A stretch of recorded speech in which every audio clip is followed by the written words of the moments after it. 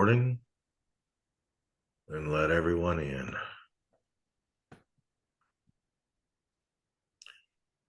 Welcome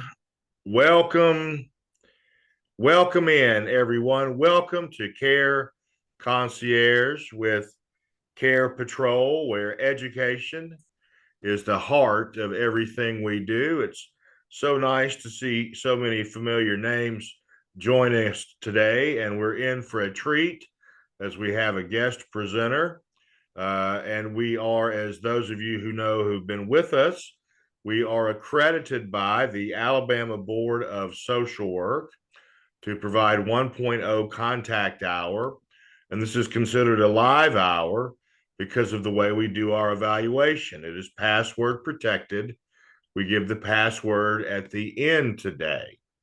So we're accredited by the Alabama Board of Social Work, and we're also accredited by the Alabama Board of Nursing. And each of these entities lets us know that today's course is 1.0 contact hour.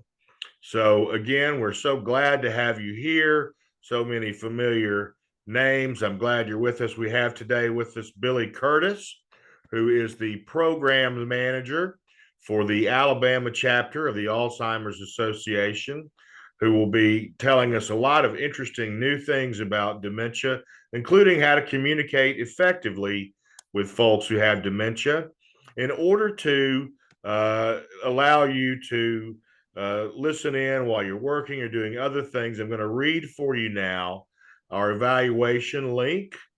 This is also applicable if you're watching this at a later date on YouTube.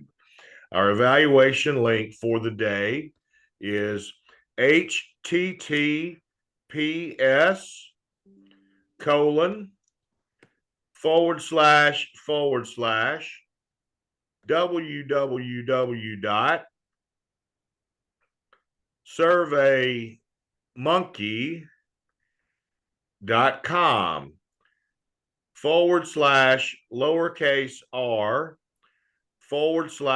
all uppercase letters with numbers 2 P as in Paul Q 6 Z as in zoo 3 G as in girl. That is our evaluation link. I've posted it in the chat room for you all, and I will post it again as we near the end and I give you the password.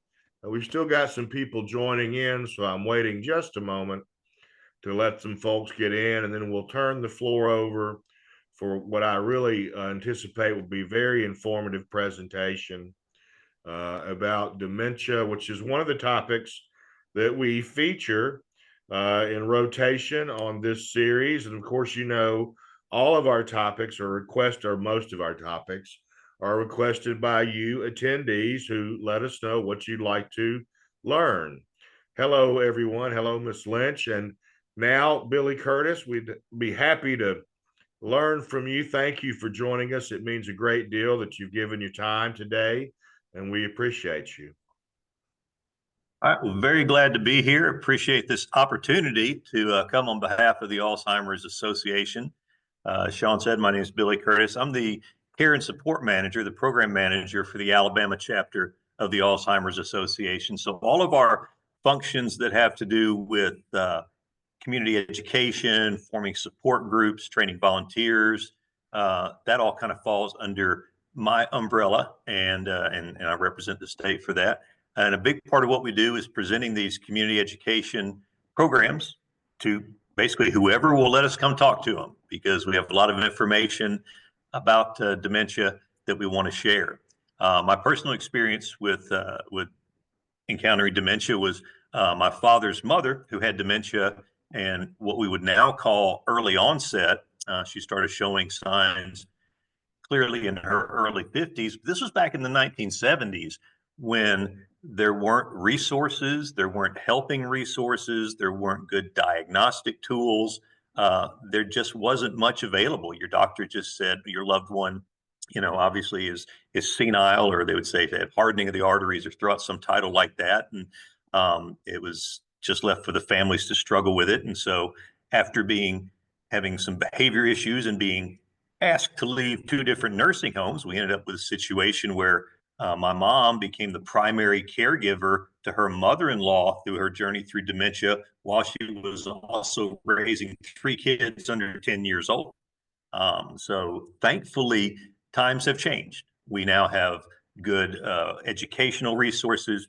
We're working on better diagnostic tools. We have a lot of helping agencies that, if you're in a caregiving role, will come alongside of you and help you with that. We have information that we can share with professional caregivers so that they're more effective in their role as a caregiver.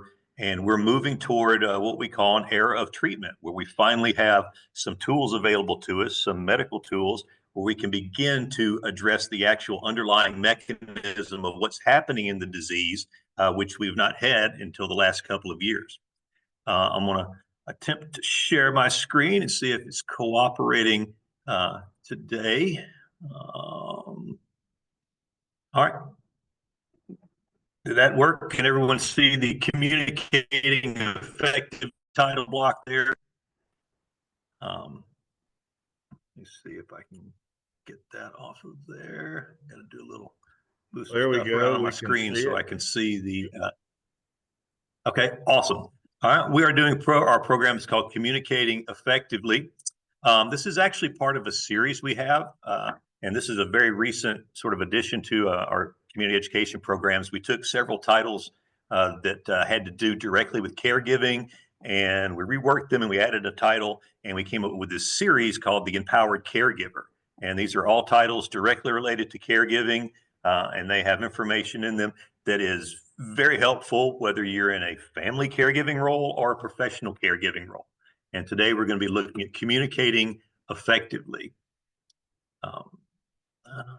Now, our learning objectives today, what we're going to cover, and hopefully you're going to carry away some good information, is number one, we're going to talk about how dementia affects communication. And we're going to go through what we call our person-centered approach, which will help you communicating with someone who has a dementia diagnosis. And then we're going to go through a couple of strategies that can help you communicate with someone who's living with dementia. And then we're also going to talk about identifying ways to improve our communication with other family members, with friends, and with healthcare professionals, just so we're doing the best job we can there.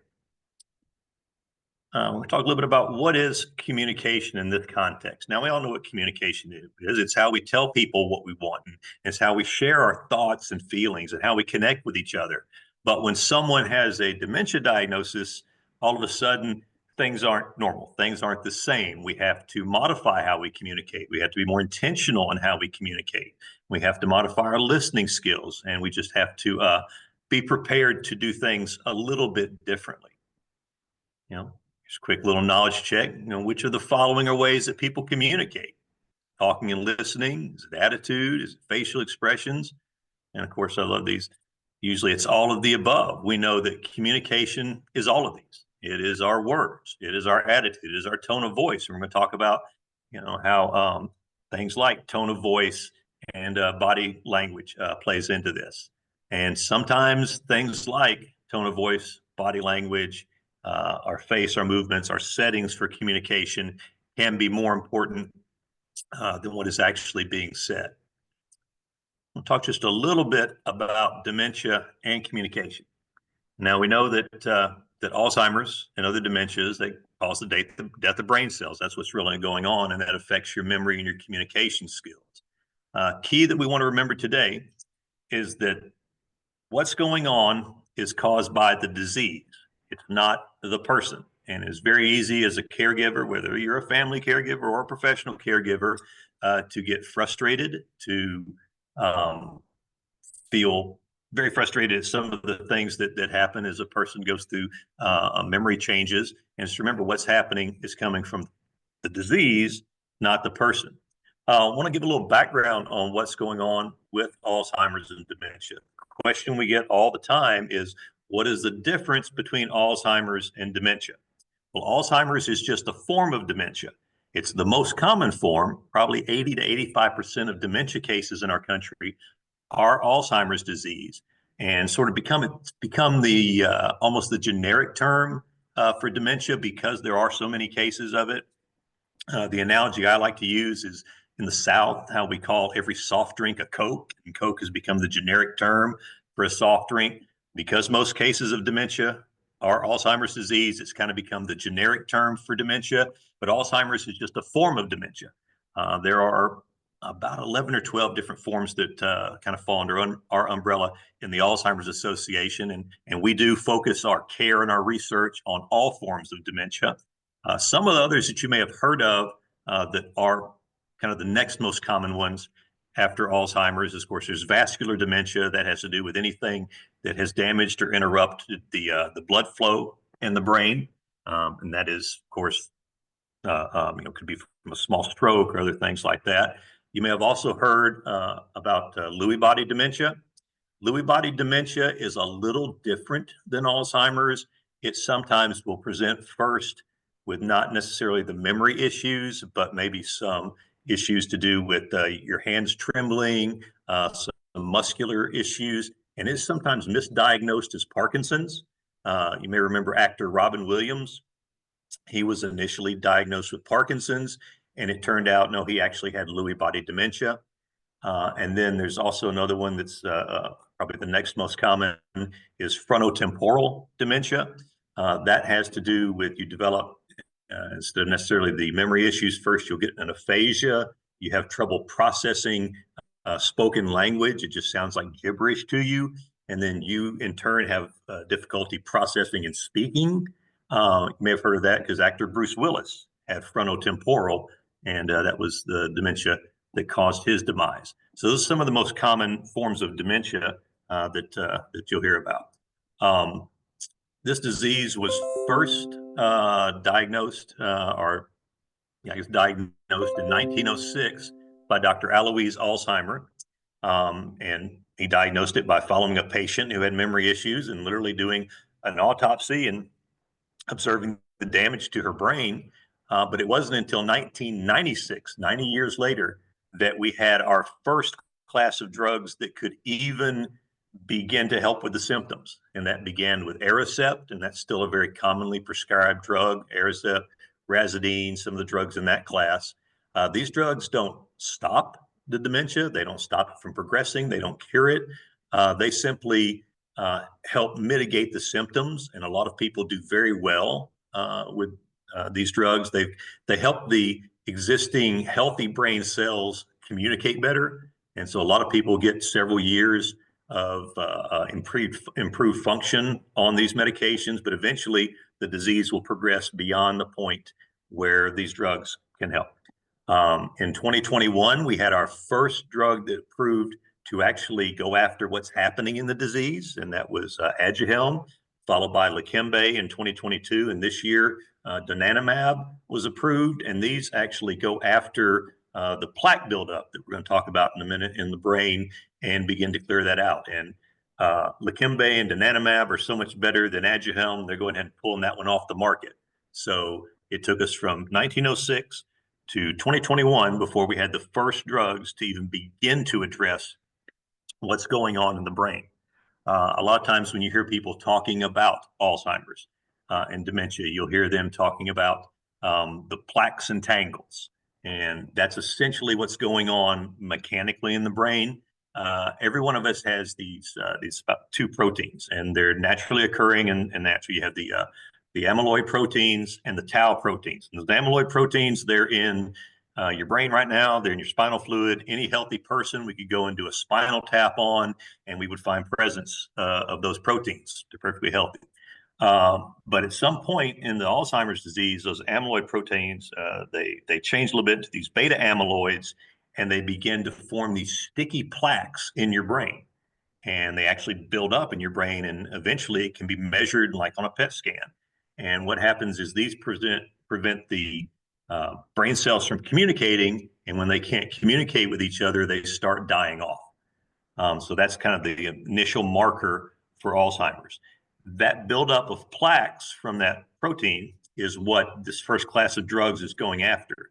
And we can actually observe that on a PET scan, those materials being removed from the brain when that drug is effective. The second part is the tangles. That's the tau protein that exists within the brain cell. And they actually kind of look, those proteins kind of look like your hand with your fingers outstretched. They're perfectly normal. Scientists think they have a lot to do with brain development, especially when you're a child or an adolescent. But for some reason, some point in time, when you have Alzheimer's, those proteins start to collapse and they look on a microscope like a tangle. And that's why they call them tangles. And so when they collapse inside of the brain cell, that brain cell dies. So that's what's going on in Alzheimer's disease. You have the plaques and the tangles. A lot of research is being done. Sort of the next thing that'll be addressed is how do we deal with those tau tangles. When we look through the stages of disease, one thing we're finding is that there are changes happening in our brains 5 years, 10 years, as many as 20 years before the first symptom appears. Things are happening in the brain. So we're putting a lot of our research efforts into better diagnostics, because these drugs we're developing are not going to do us any good if too much damage is already done to the brain. So we're working on better diagnostic tools. There is a blood test that is in trials right now. Hopefully in a year or two we get approved.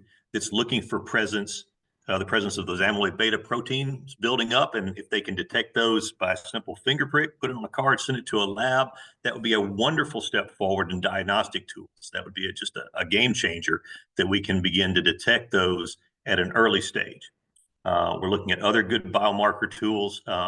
PET scans right now are the best way to actually see what's going on in the brain. They've become so accurate that you can see the actual buildup and then the removal of those plaques. You can also see presence of the beta amyloid proteins in the cerebrospinal fluid. You can see what's happening in the vascular network. So PET scans are a great tool. And we're very happy to announce that we worked very hard through our advocacy arm just last year to get it approved by Medicare to make it easier for a doctor to order a PET scan just as a diagnostic tool. As you can imagine, as you know, those tests are very expensive, and sometimes it's hard for a doctor to get an expensive test approved. And so a doctor would say, hey, I want to look in your brain because I think something's going on cognitively, and they couldn't get it approved. But now Medicare will approve that test on a diagnostic level, which could be a wonderful game changer. We can get that information about what's going on in your brain before too much damage has been done. Beyond that, there are other things coming down the pike. We had a researcher at UAB did a presentation for us on her work. We've all had our eyes dilated at some point, and we know, they're looking around to see if our eyeball is healthy. Well, she's working on, what she's found out is that when you dilate your eyes and you look at the network of nerves and veins and arteries at the back of your eyeball, you can see some of what's going on in the brain. You can see some evidence maybe of that amyloid beta buildup. And so she's working on a potentially non-invasive test that they could do when they do your eye exam. So there's a lot going on with diagnostics. Now, once someone begins to, I want to talk about the stages of Alzheimer's. Once someone gets their first indication that something's going on, you go to your physician, you have an assessment, maybe the Montreal cognitive assessment, and they identify that you're having some cognitive issues. Usually you'll hear the term MCIs, mild cognitive impairment. That's kind of the grab bag term they throw when they say, hey, we know something's going on. We can't say right now whether it's Alzheimer's or another form of dementia, but there's obviously cognitive loss. You'll hear mild cognitive impairment. And then we take Alzheimer's and divide it up into 3 stages, mild, moderate, and severe. You'll also hear described as early, middle, and late. And that's kind of the stages of the disease. In that mild cognitive impairment and in that mild stage of Alzheimer's, yes, you're having some impairment. The memory issues are becoming apparent, but you're able to, still live something like a fairly normal life, often living at home, maybe with a caregiver, and you're able to enjoy a high quality of life. So when you move into that middle stage, that moderate stage, that the disease begins to really interfere with daily activities, that's when families start looking for memory care or full-time help because it's become, too much for them to manage. That's when you find a lot of these issues like sundowning and wandering begin to appear. You'll have big personality swings. You'll find that your sweet little grandmother is now cussing like a sailor. and things like that happen. And then you move into the the end stages where really quality of life is very, very low. The tools that we're developing, these drugs, we've got to find a way to get them to people in the mild cognitive impairment stages or the early stages, because that's when they're going to be most effective. So that's a lot of information very quickly, but wanted to give you a good background on just what's going on with dementia and as we talk about what's happening with the disease. Now, communication. Communication changes are often one of the first signs we see of dementia. We think of things like memory issues, memory impairment, repeating yourself as one of the early signs of dementia, but often it's communication, as we notice in our loved ones or people we're caring for. They're suddenly having difficulty finding the right words. They are repeating themselves a lot. They're describing things because they can't find the right word. It's representation of this is we have one of our community educators, one of our volunteers whose husband had early onset. She talked about noticing when he couldn't remember the name for his watch. He would talk about, my arm clock. So you're describing an item, you're substituting words. Someone forgetting what they're talking about in the middle of a sentence. Now, we all do that. I do that all the time, but, we're able, when you're cognitively healthy, you're able to kind of backtrack, find out where you were and pick it up from there. But when you are suffering from Alzheimer's or another form of dementia, when you forget where you are in the middle of a sentence, it's just gone. It doesn't exist anymore. Finding difficulty organizing words often happens if someone was not a native English speaker. You get especially that middle stage of dementia, they'll go back to speaking their native language. They don't have anything else.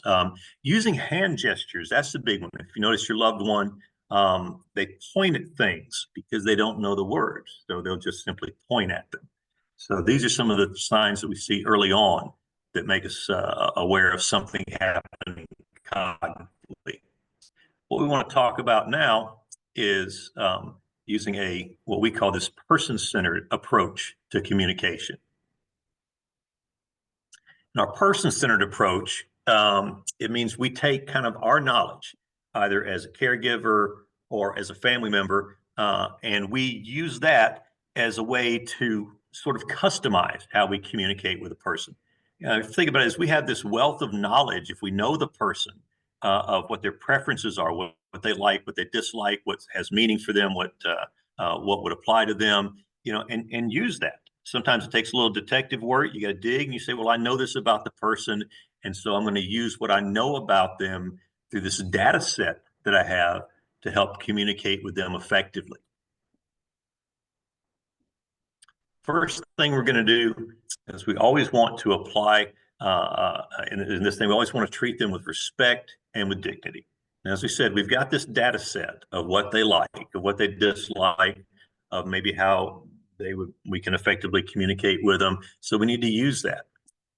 Little things like calling them by their preferred name, not talking about them as if they're not there, not talking around them, over them, talking to we want to talk to a family member as if they're not even there. We have one of our great supporters who's done some programs for us, Dr. Rita Jablonski. She's at UAB, and she did a program on this that I thought was just fascinating. She was talking about her research and how in her research was on a care refusal behavior. And she found that the number one trigger for care refusal behavior, and that's a good technical term, but what it really means is when they just won't do what they're told, or sometimes will even strike their caregiver. The number one trigger for care refusal behavior was being talked to like a child. That these people who had dementia, they did not like being talked down to or talked to like they were a child. So we want to be sure that we're treating with dignity. Don't treat them like they're not there. Call them by their preferred name, and just respect and dignity. Also want to avoid correcting them. Remember, as someone who has a dementia diagnosis, we're not going to argue them back to reality. We're not, if they say something that's obviously wrong, we're not going to argue them back. One thing that we need to remember is when someone has a dementia diagnosis, To them, everything that they're doing, everything that they're saying, every action is the perfectly logical response. To them, everything they're doing is the right response. It's a logical response from their perspective as a person with dementia. So we just need to accept that, and we talk a lot in the association about existing in their reality. We're not going to argue them back to the real world. So we just have to exist in their reality. And sometimes we go along with things that are not, we know are not true. Sometimes we just, instead of answering a question, we validate their feelings, and we just, treat them with respect and dignity and understand we have to exist in their reality. Next, we want to make sure that we include the person who is living with dementia in the conversation. Just like we said a minute ago, we don't want to talk around them. We don't want to talk like they're not even in the room. We want to engage them in the conversation in every way that we can. We want to make sure that we're talking directly to that person. We want to make sure that we're speaking slowly and clearly, calm tone of voice.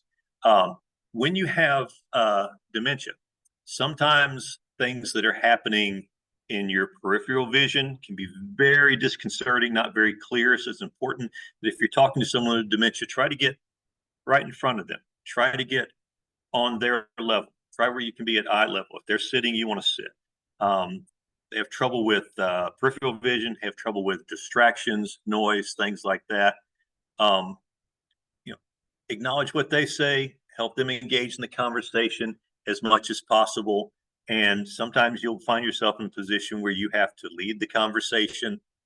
Their answers may be simple yes, no answers, but you want to make sure that as much as you can, that we're including them in the conversation. Be patient. Being patient is a key to this person-centered approach that we're talking about. We want to make sure that we're giving them time to come up with the response. We want to resist the urge to interrupt, especially if we see someone with dementia struggling to put together a sentence, put together an answer. It's tempting to just kind of jump in there and help them finish that sentence, but we don't want to do that. Give them choices. This is a great communication tool for someone with dementia, especially as they're kind of moving from that early stage into that middle or moderate stage. Instead of asking open-ended questions, you want to ask questions that put the answer in the question. For example, if you're caring for someone, you wouldn't say, "Hey, what do you want for lunch?" You would say, "Would you like a ham sandwich for lunch or a turkey sandwich for lunch?" It's much easier for them to process because you've put the answer into the question. "Hey, what do you want to do today?" Oh, instead of that, you say, "Hey, do you want to go for a walk or would you rather go for a ride in the car?" Just putting that answer into the question can be a very great communication tool. And you want to definitely, give them choices. And then we talk about connecting in the moment. Sometimes you have to be willing to live with them where they are. And we talked about this is their reality. So take advantage of that. And if they want to talk about a subject, a discussion, a person who may not actually be there, just connect in that moment and just be willing to go with them. Limiting distraction. This is another important communication tool. We want to find a quiet place, fewest distractions possible. Get rid of extra noise and visual distractions. I already mentioned that sometimes people, as they get into dementia and that middle stage especially, they're very, very distracted and have a hard time dealing with things in their peripheral vision. So we want to eliminate things that are happening out there, get rid of any other visual distractions. Keep the conversations one-on-one.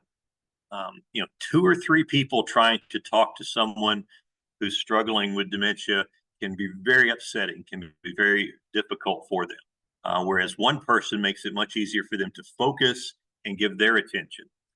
Keep the conversations simple, straightforward. As you progress through it, you do that, giving them the answer in the question, simple yes, no questions. Get rid of all the things in the background, the TV, the noise, the things they're going to take away from the conversation that you're trying to have.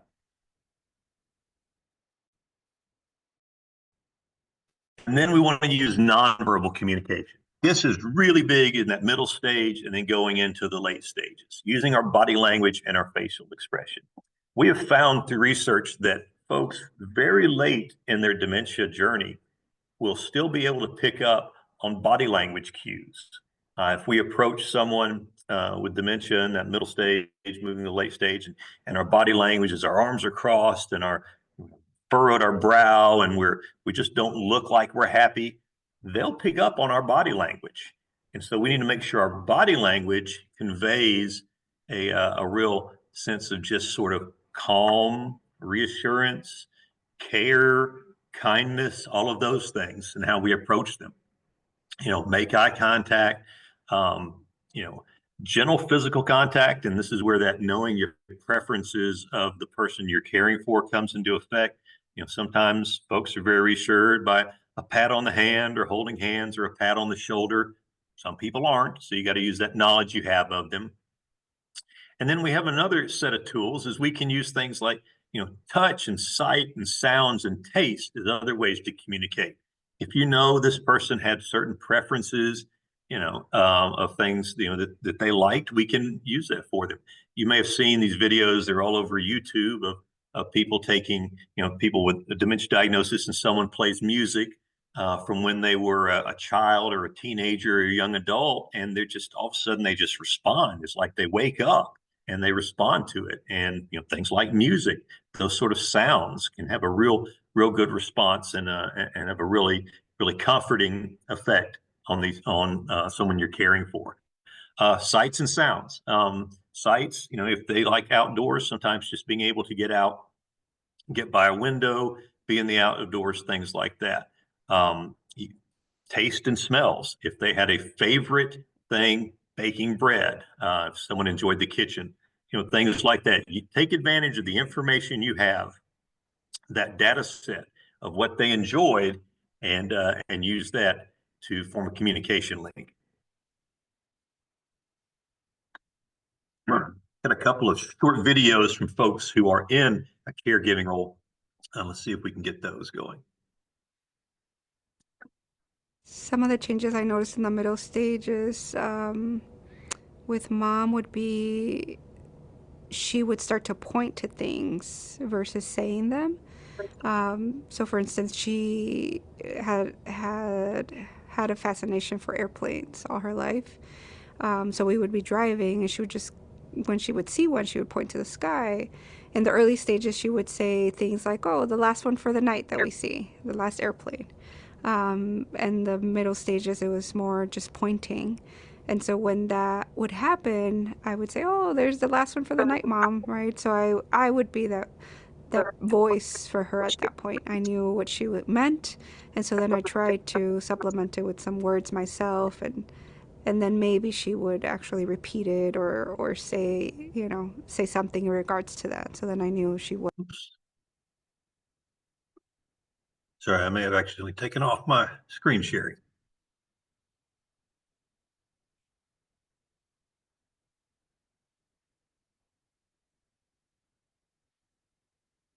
All right, sorry, y'all. I clicked a button and now I can't see what I was sharing. Where is my share?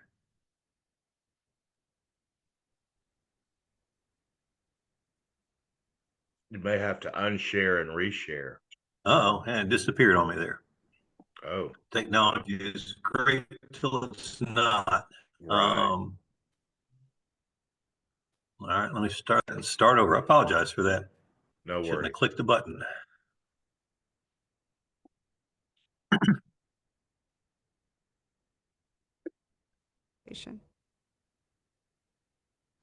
There we go. When my husband was in the late stage of dementia, I would always sit and talk with him. I would try to use a calm tone of voice. I would always make eye contact, give him hugs, hold his hand. But sometimes it was hard for me to think of new things to tell him. I didn't know if my words were too complex. But one thing that we had always shared was a love of the Harry Potter books. And so I made sure that I always kept a Harry Potter book in his room. And sometimes a visit for us would be holding hands, and I would just read a chapter from a Harry Potter book. And that was actually really connective and important for us because as a couple, we had a lot of memories of reading those stories together. And I also was starting to read those stories with our son.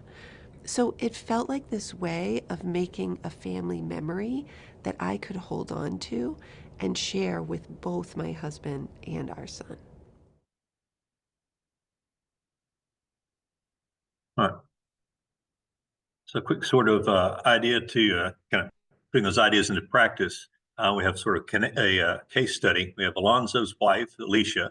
She's living with Alzheimer's, no longer able to get out of bed. Prior to her diagnosis, she worked as an elementary school as a librarian, no longer able to speak. Alonzo's having a hard time communicating with her, and so it makes him feel less connected to her.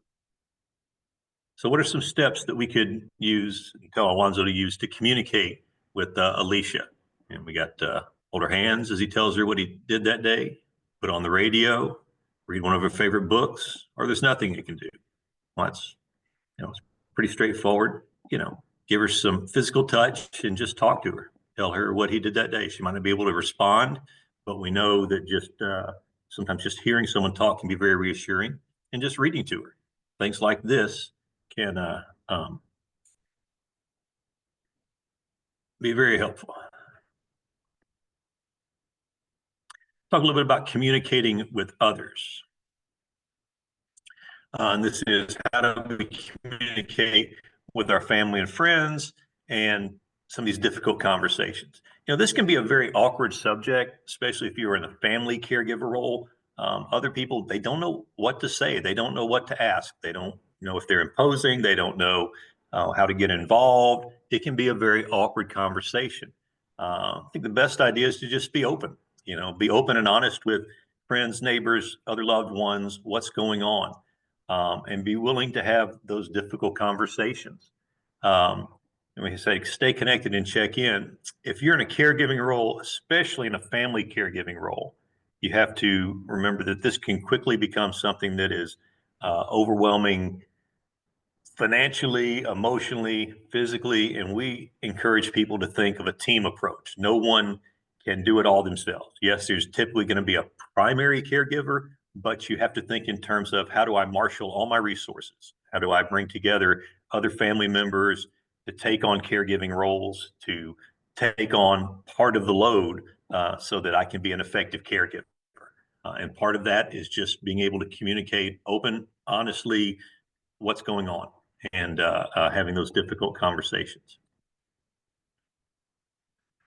Now, when it comes to things like healthcare professionals, thing we always say, and I like to say to people is, remember, you're your own best advocate. You got to be the advocate for the person you're caring for. Make sure that you're prepared for appointments. Make sure that you have details to give physicians. Doctors, are under a lot of stress and pressure now. I think I read a statistic where a physician spends typically twice as much time reporting on a visit with a patient as they actually spend with the patient, almost 2 to 1.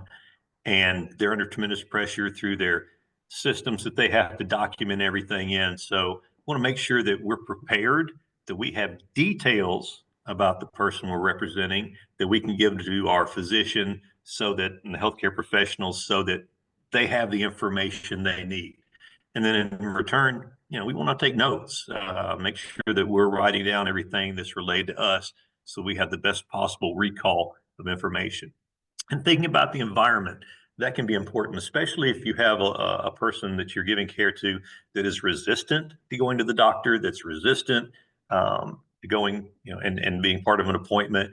Well, you may have to kind of work with that. Sometimes a good strategy is to pair an unpleasant task with a pleasant task. Just say, hey, mom, we're going to go get some lunch today. I know you like to drive through McDonald's, but we're going to stop by the doctor before we do that. And then you've got that approach. If she's hesitant, you can say, hey, remember, when we get this done, we're going to McDonald's. We're going to McDonald's. Just pair a pleasant activity with an unpleasant activity. Also remembering that things like waiting rooms and that environment can be a little disconcerting, can be a little upsetting to someone who has Alzheimer's. Can be a lot of activity, a lot of noise, an unfamiliar setting. So just be aware of this and just think of ways that possibly you can sort of mitigate and plan around that.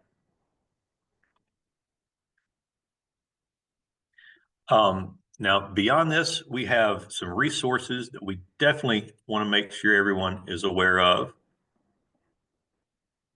in the Alzheimer's Association. The one that I really like to stress and lift up anytime get out in front of people in the public is our helpline, that 24/7 helpline, 800-272-3900, available 24 hours a day. And this isn't that you just call and leave a message or get a recording. You call this number 24 hours a day. Whoever answers the phone on the other end has at least a master's level of education related to dementia. I tell people there is no question too off the wall or too bizarre. You can call and say, hey, I was in a seminar and he named a bunch of new drugs and I didn't catch what they are. And they'll say, okay, here's what Aduhelm did. Here's what Leqembi does. Here's what donanemab is hopefully going to be doing. Or you can call them if you're a caregiver, and you can call them at 3 a.m. and say, hey, my dad's doing something he's never done before. He can't settle down. And they'll say, hey, try A, B, and C and see if that'll help you till you can go see your physician tomorrow. Also, this tool is available professional caregivers. If you're in a professional role, there's no reason you can't call this number and say, hey, I'm working as a professional caregiver. I'm encountering this in my job. Do you have any suggestions? So that's a great resource, our helpline number.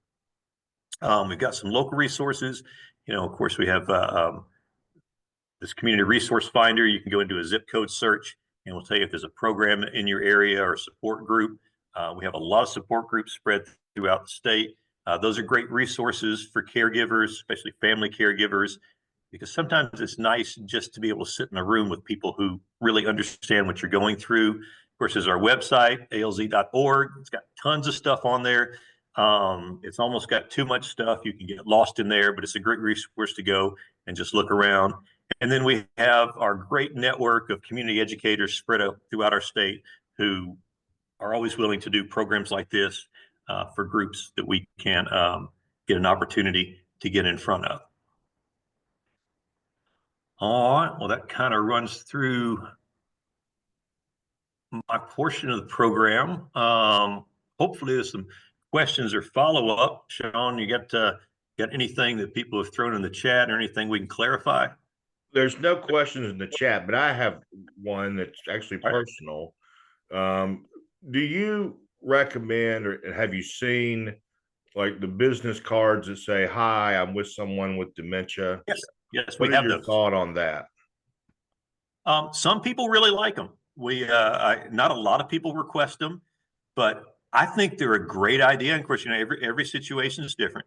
But if you have a loved one, especially if they're in that early mild cognitive impairment stage or the mild stage, early stage of dementia, and you're out with them in public a lot. They enjoy being out in places. They're still able to be out and do grocery shopping and things like that. I think they're wonderful. And sometimes that can help if you're shopping with a person with dementia and you're going through the checkout line. You slip that to the cashier, and so they know, hey, this person may seem a little off the wall, but that's okay. So yeah, I think, and that's situational, but if you think it works in your situation, like I said, we actually have those in my office and I'd be glad to supply you with some. That's awesome. I've actually found them beneficial. My mother has dementia and needs new clothes because she's gained weight. And that's been its own struggle to get her to the store. But then, of course, when I get there, she doesn't have the capacity anymore to make choices. Sure. So it's just too much information. So I just find a salesperson and give them one of those cards and say, hey, could you help us? And it's been great. And people are very good about how they receive those, and they're very sort of nurturing and how they take care of you and very patient. So I've found them very beneficial, but I didn't know. I wanted to make sure I wasn't doing something that was in some way demeaning. I agree with you. Those can be a big help. I've got a couple of comments. Heather Nelson says, great information. And so did Ashley Talbert, said very helpful. Ms. Harris says, can the disease cause a person to become bedridden where the person becomes unable to move, talk, stand, or walk? Yes, that's what happens toward the end stage of the disease. Finally affects you to where you can't really function. It's not just communicating. Eventually, it'll address your physical functions, because eventually, what's happening in the brain is it will eventually reach that can't think of the right part of the brain, that kind of the core, the brain stem, where those core functions of breathing and heartbeat are. And if you don't pass away from something else along the way, you will eventually pass away from Alzheimer's disease, because it will eventually affect even those parts of the brain. Huh. Stephanie Lynch is asking how we get the cards. You can just email me, and I'll be glad to mail you some. If you want to put my email in the chat, it's bmcurtis@alz.org, and I'll tell you, when I send out certificates, I'll copy you. Awesome. That way, everyone will have your email, and they can reach out directly for cards or other information, or to engage, one of your presenters in some other capacity.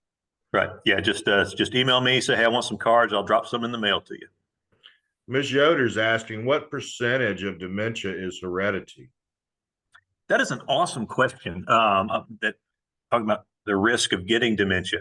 The short answer is we don't know. The longer answer is we know that there are a couple of risk factors involved. We know that if your parents, grandparents, or siblings had dementia, you are at a higher risk. Putting a number to that is very difficult. We do know that with Alzheimer's, there doesn't seem to be as strong a sort of genetic marker as in some diseases. Like, for example, we know in breast cancer, there's a couple of genetic markers they found that if you have them, they go, yeah, you're probably going to get breast cancer. That sort of thing doesn't, the deterministic genes, that's the word I'm looking for. We haven't found that to be as strong in Alzheimer's. They found one deterministic gene, APOE variant 4, that if you have it, they say that does give you a much higher chance of developing Alzheimer's, but that's kind of rare. So the biggest risk just comes from having been in your family, parents, grandparents, or siblings. Now, the good news with risk is there's a lot of research coming out in the risk area that suggests that we can lessen our chance of getting dementia by doing some very specific things. We are finding a huge connection between heart health and brain health. If you don't take anything else away from this, take care of your heart. Everything you do that's good for your heart is also going to be good for your brain. You can also do some things, some dietary things. You hear about the Mediterranean diet. That's kind of the best approach that we can find right now. Meats are lower in fat content, lean cuts of meat, fish, and heavy on the extra virgin olive oil. There's actual research out there that's showing that you can decrease your individual chance of developing dementia. You can move the needle a little bit by putting a lot of extra virgin olive oil in your diet. So we're finding some good things, some good news there. That's interesting. We did a CEU too on the loneliness epidemic, and having connection in your life really does show a marked increase in staving off dementia. Yes, it does. You need social engagement and you need intellectual stimulation. So get out and talk to people and put together a puzzle. All those things are very, very good for your brain. Keep your brain working hard. Right, or play a game on your phone. Yeah. Ms. Yoder says, thank you, very informative and well organized. Well, we're up against the 12:50 mark, which means that we've satisfied our CEU content for the day. Our link, one more time for those of you making note at home, is https://www.surveymonkey.com/lowercase r/ all uppercase letters and numbers. 2, P as in Paul, Q, 6, Z as in zoo, 3, G as in girl. And the password today is capital C, communicate. I put this into the chat room. The password is communicate with a capital C. You have the login. I want to thank you, Billy, one more time. Is there a number of questions? Thank you for your time and some really interesting information that you've shared with us today. Perhaps we can have you again if you'd like to come back and share the other parts of your presentations. We'd love to have you, and I hope you and everyone on the call has a terrific week. We'll be back on Monday, November 4th, I believe it is. It may be the 2nd, where we'll do diabetes meds with a PharmD, Dr. Lindsay Elmore, who's spoken with us before. We'll talk about current treatments, pharmaceutical and non-pharmaceutical treatments for diabetes. So join us then. Thank you for being here today, and thank you for all that you do. Thank y'all.